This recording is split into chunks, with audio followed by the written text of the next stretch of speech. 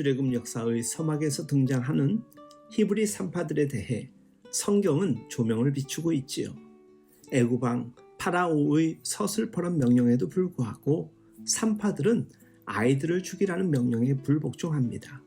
출애굽기 1장 15절에서 17절에 이르는 말씀을 보면 애굽 왕이 히브리 산파 십부라라 하는 사람과 부하라 하는 사람에게 말하여 이르되 너희는 히브리 여인을 위하여 해산을 도울 때에 그 자리를 살펴서 아들이거든 그를 죽이고 딸이거든 살려두라.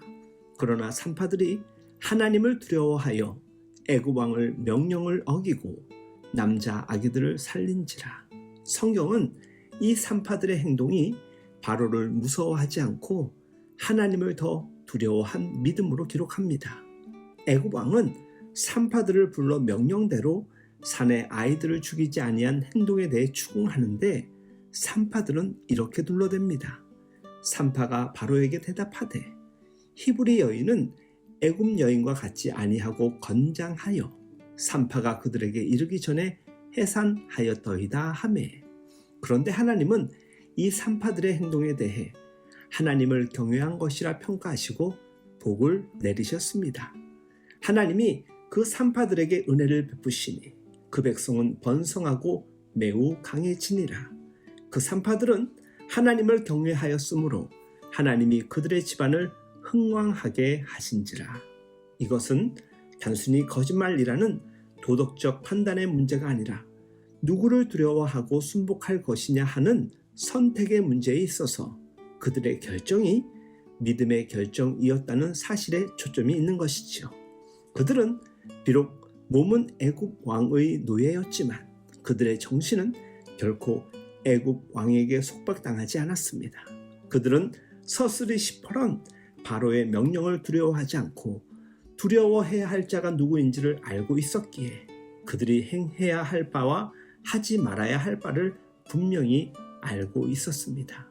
오늘날 이 구분을 진정으로 제대로 이해하고 알고 있는 그리스도인들은 얼마나 될까요? 살기 위해서 눈을 질금 감고 행하는 자들은 그저 살기 위해서 사는 자들입니다. 얼마나 많은 그리스도인들이 그렇게 살고 있습니까? 그저 살기 위해서 세상에서 눈에 보이는 사람이 하는 말은 거의 절대적으로 생각하면서 눈에 보이지 않는 하나님의 명령은 우리가 얼마나 등한시하고 무시하고 있습니까? 여기에 우리 믿음의 싸움이 있습니다.